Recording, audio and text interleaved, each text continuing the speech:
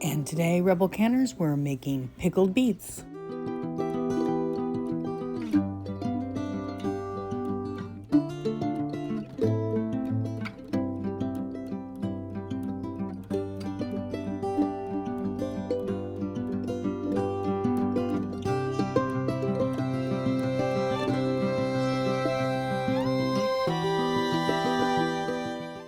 Rebel Canners teaching all kinds of food preservation, especially the old ways.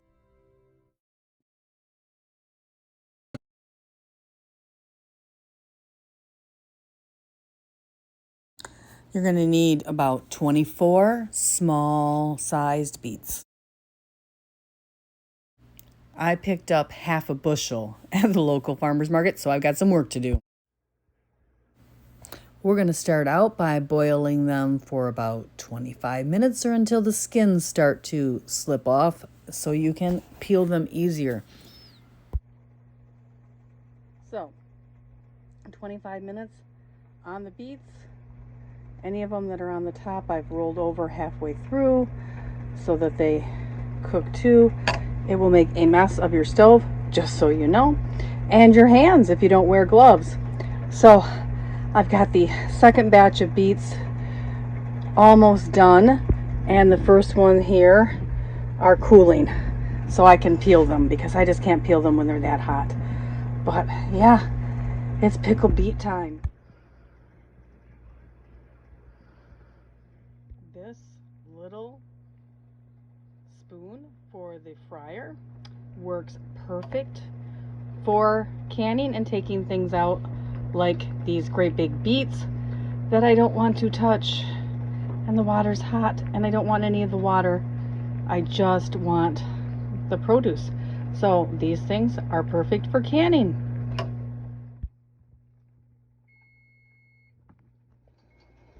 What can you do with the juice from all these pickled beets? Let me tell you, you can dye some clothes, you can pickle some eggs, you can dye yarn. So whenever you're handling the beets, make sure that you wear gloves. I went ahead and used a mandolin so that I could create nice even slices, and I even managed to not slice my finger because it has the little handle there, so it keeps my hand up away from the blade part of this, and I just had to use a glove on the hand that I was loading the beets. I will put a link to Amazon for this particular mandolin that I'm showing in here. That's the one I have. Everything about making pickled beets is a mess, just so you know.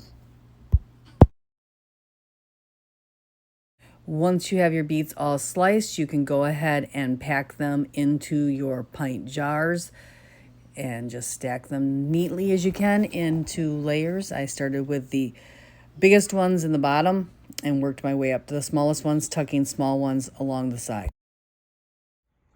I've got all the beets packed into jars. My double batch did 14 and a half jars. And so I am working on the brine. So you want 2 cups of sugar. I am doubling it up, so I have added an entire measuring cup of 4. You need 2 cinnamon sticks. I am doubling my recipe, so I am doing 4. So I am doubling my recipe. So I am using 4 cinnamon sticks, but for a single recipe, it would be 2 cups sugar, 2 cinnamon sticks. And you're also going to add 1 tablespoon of whole allspice and 1.5 teaspoons of salt. Helpful hint, you can make this brine up to 2 weeks in advance and sit it in your refrigerator. So I should have done that. Next time, I'm going to do it. Didn't have a chance this time. Once your brine is done, go ahead and pour the boiling brine over top of the beets in your jar, leaving a 1/2 inch headspace.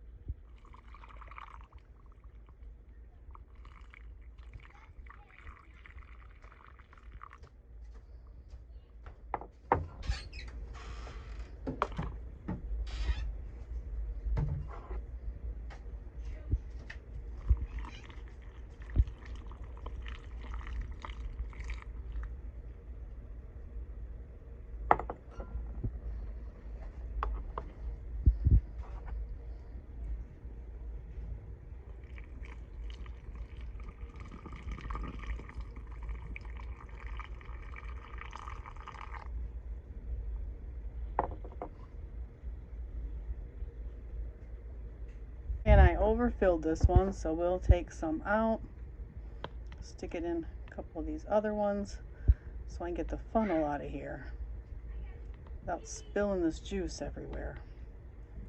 That happens sometimes. I was trying to watch my camera and not what I was doing. See if we got it out of there without, didn't make too big of a mess.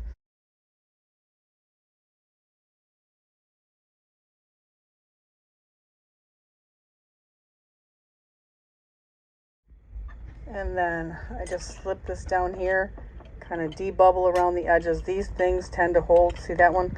A whole lot of bubbles. And they'll lose liquid on you if you don't debubble. So this is one time I never ever forget to debubble.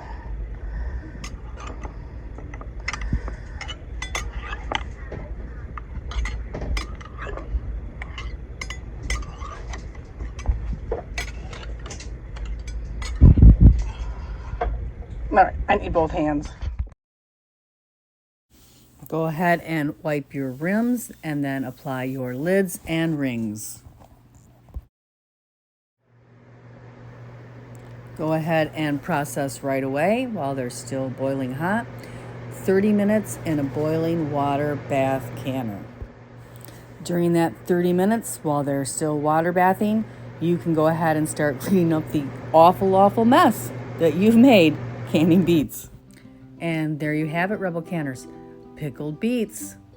Nice for a relish tray. Be sure to check out this next video we've selected for you. And don't forget to subscribe. See you next time, Rebel Canners.